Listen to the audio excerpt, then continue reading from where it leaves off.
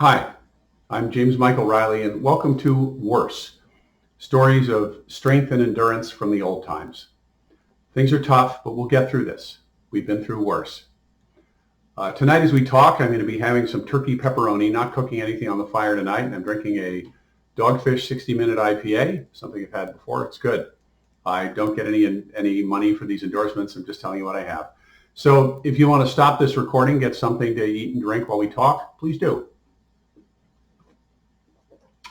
And let's get started. Okay. Tonight on Worse, America is doomed and marketing nightmares. So perhaps it's the more pressing issue. Let's get to America is doomed first. Let's look at some hard facts.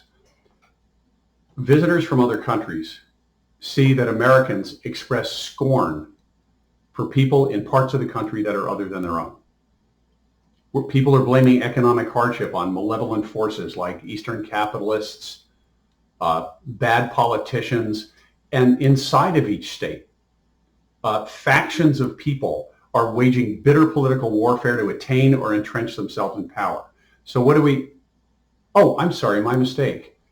This is from encyclopediabritannica.com, and it's about the 1820s. So I hope you see the point I'm trying to make with that. It always seems like the end.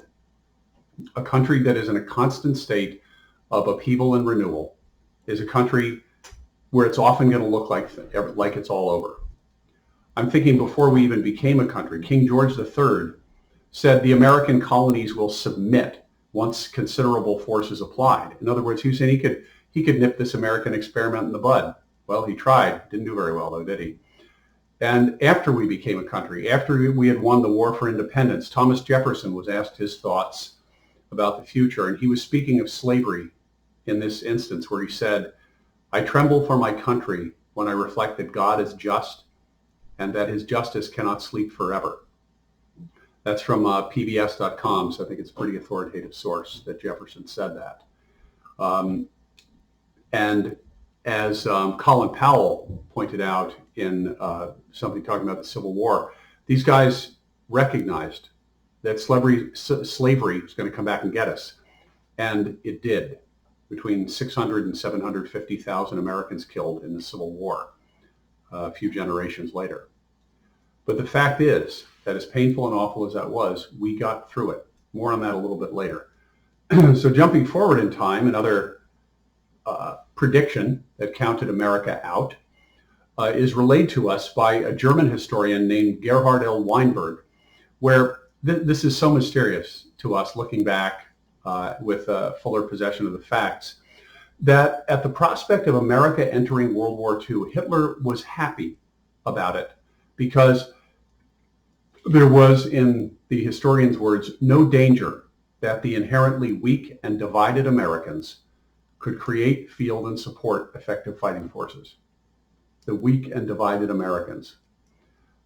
This was partly tied to a misunderstanding that Hitler had of his interpretation of why World War I ended the way it did in a German defeat. He believed that Germany lost, and this was the myth he put forward that caused so much horror, so much mass murder, caused the Holocaust, was that Germany lost because it was stabbed in the back by forces at home, specifically communism and the international Jewish conspiracy, one of which exists and the latter of which does not exist. But those are the two things for which Hitler blamed Germany's loss in World War I. He didn't blame the fact that at a late stage in the war, when the combatants on both sides were depleted and exhausted, America showed up with millions of soldiers fresh and ready to fight. As one Marine Corps leader said in a battle in France, when the French suggested he retreat hell, we just got here. That's like something that's entered the lore of the U.S. Marines. But that gives you an idea of the attitude, of the freshness, of the vitality that America brought late in that war. Had Hitler understood better what the forces were that led to Germany's defeat, things might have been very different afterwards. But such it is when you're dealing with a narcissist. At any rate, looking back from our perspective, it's amazing that he would think that. Part of it was that Germany, in a very kind of intermittent and imperfect communication with Japan, their ally, knew that the Japanese were planning to attack they were still caught by surprise when it happened, and Hitler was in some distant place and had to rush home on a plane to get the Reichstag to tell the Reichstag to declare war on the United States, which he was happy to do because he said he felt we were too weak and divided to make any difference in the war. And on one point, I will say I'm not entirely surprised he thought this.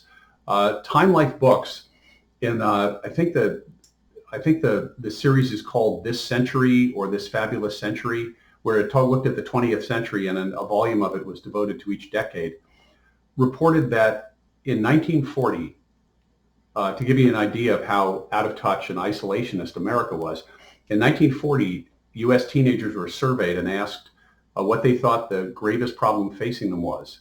And the number one answer was acne.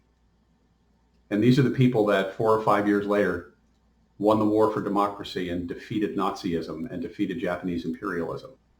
So you can't entirely blame Hitler for thinking that we weren't up to the task.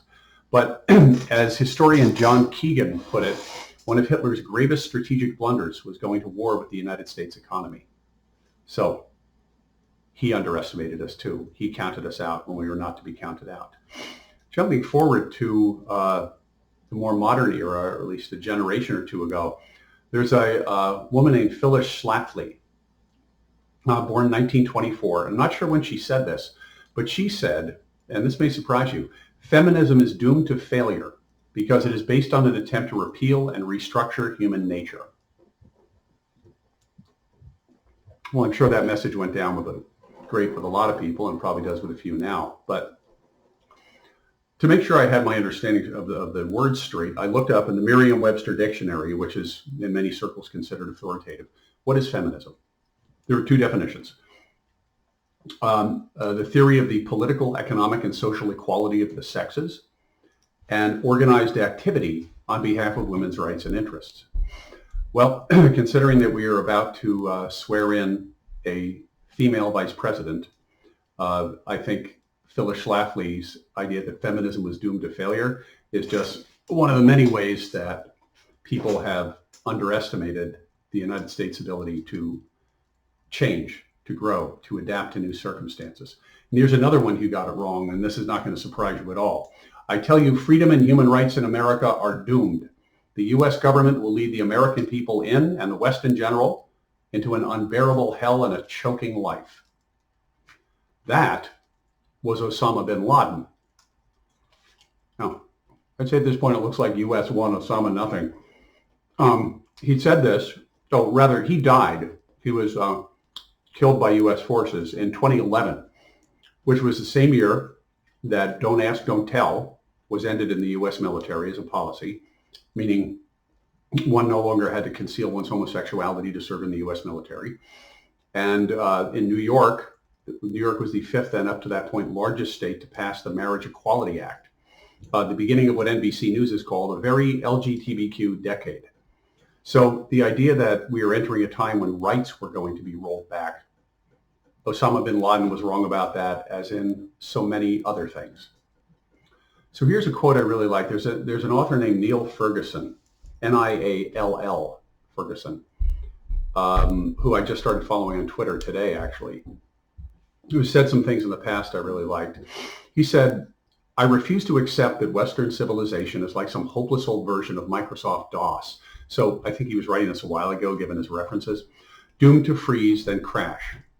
I still cling to the hope that the United States is the Mac to Europe's PC, and that if one part of the West can successfully update and reboot itself, it's America. So again, the images are a little out of date, I'm talking to you on a PC right now, it works wonderfully. But I really do like that sentiment. And one of the gravest challenges we have ever faced was bringing slavery to an end, and the ruinous Civil War that brought so much destruction and so much economic loss for so long.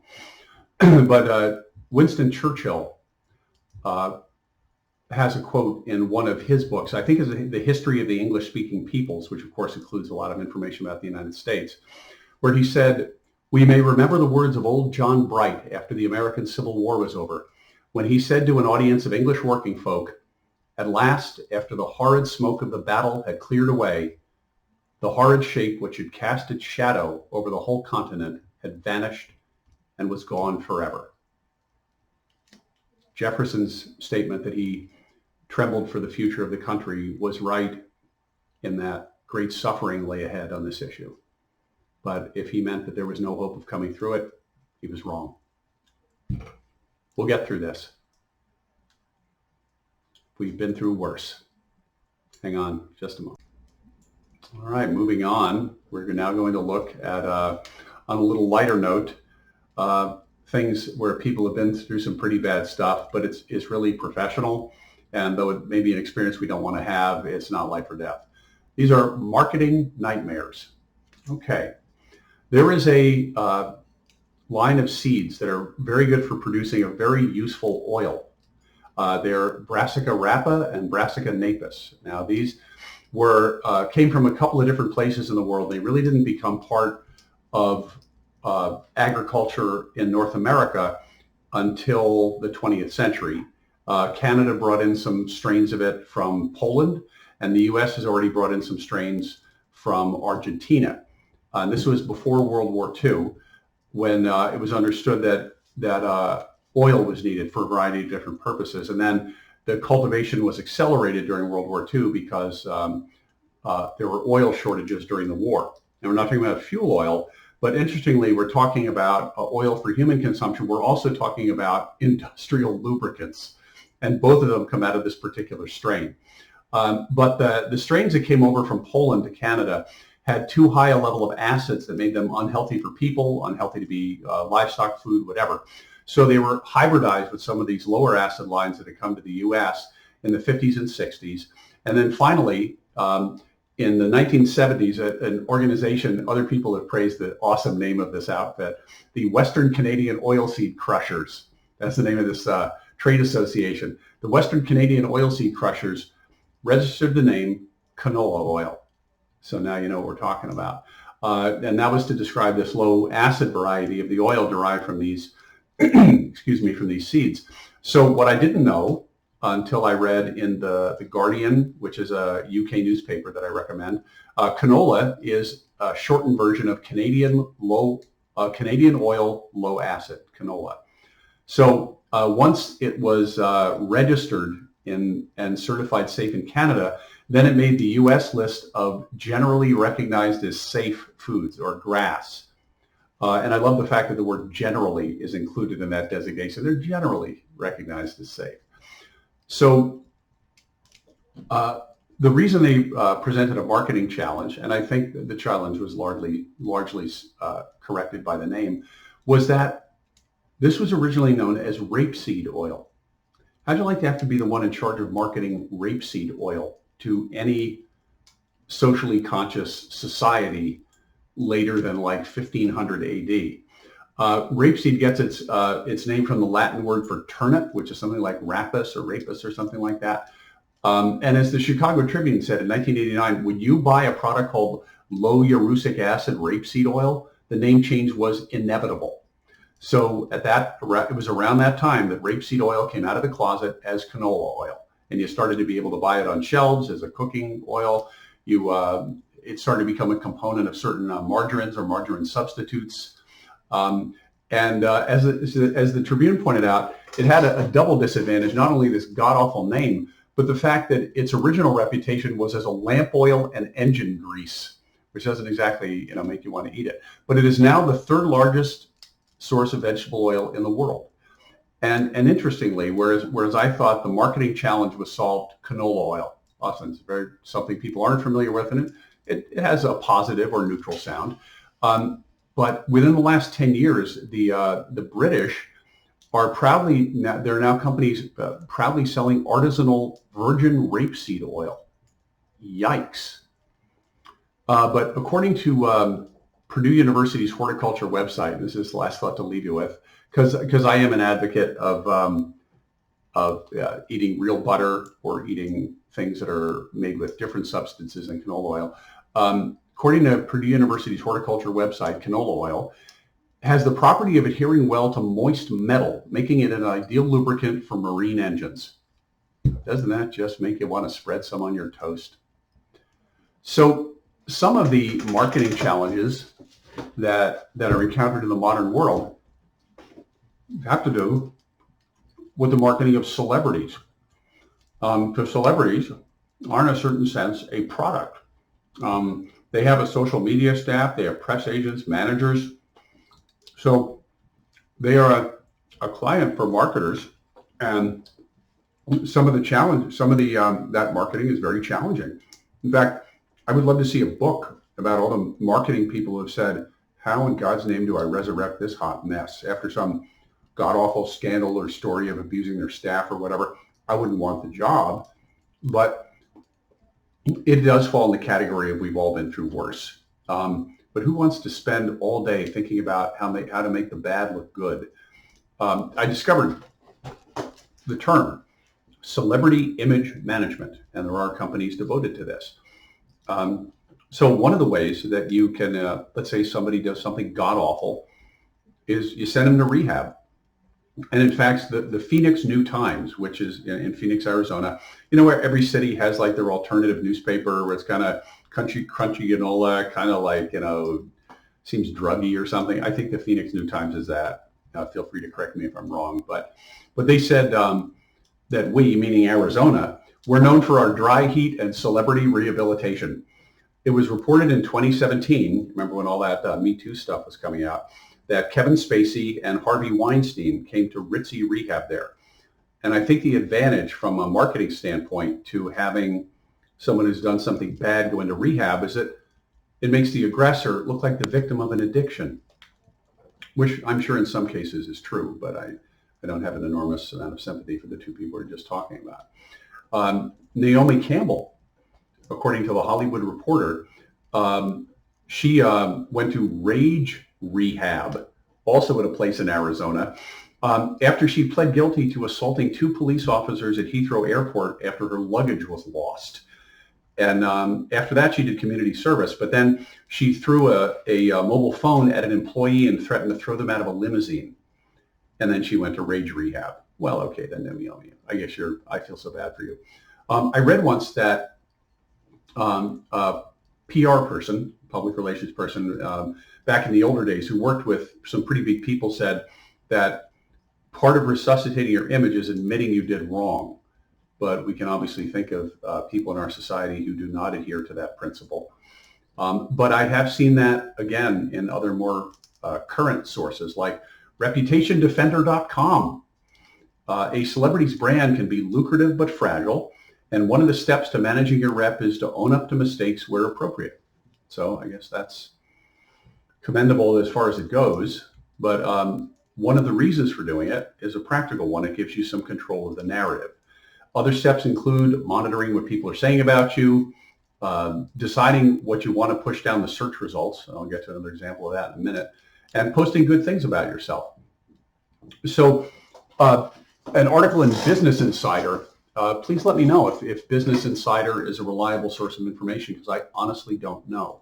But a 2011 article on that site said that you can get, one of the ways that you can overcome a scandal is to get great results. They give an example of Bill Clinton and the economic record under his presidency and what he has done since then in terms of the Clinton Global Initiative. Be a star athlete, Kobe Bryant and A-Rod. Make people feel sorry for you, Britney Spears. Apologize and take the heat, Hugh Grant. Remember when he got caught with a prostitute in Hollywood? Or poke fun at yourself, Tom Cruise. All right. Now, stepping away from celebrities for a moment, but this ties back to the idea of what you do with your search results when the press and public opinion turns on you. I have an acquaintance, I'm sorry, I'm not going to cite any sources here, who worked in an area that had to do with helping companies repair their images after a scandal. And he said that one of the things they would do was to bury the bad news. The tactic is to push the bad news down off the first page of Google search results. Because I read on Forbes that the second page gets less than 6% of internet clicks. So if you get something off of the first page of internet results, far, far fewer people are going to look at it, let alone act upon it. So one of the things that you can do, and one of the things my friend did, this acquaintance rather, was They took the company's website, and the company had a variety of divisions. They gave a separate website to each division. So if you search that company, the company alone took up 8 or 10 search results. So that crowded, like many, many other things, including bad press, off the first page of search results. And then my friend said that he didn't care to support evil anymore, so we went and did something else. Anyway, interesting. So that's a lighter side, perhaps, of some of the heavier stuff that we've been dealing with lately. But I want to talk about that gloom and doom stuff because I take the problems of the current era seriously, but it is a mental effort not to give in to the idea that they are the end.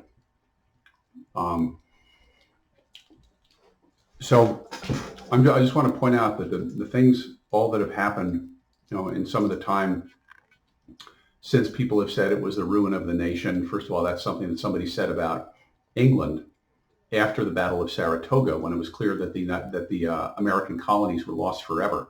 And Adam Smith, a very sage man, philosopher, economist, said, there's a lot of ruin in the nation. So it's our responsibility to make sure the nation doesn't get ruined any further, but not to think that this is the end. We are the country that won World War I, we won World War II. We got through the Civil Rights era, we won the Cold War, the Depression, polio, the Dust Bowl, and that was before we put a man on the moon. We just don't go down that easy. We'll get through this. We've been through worse. Thanks for joining me. I'm James Michael Reilly. See you next week.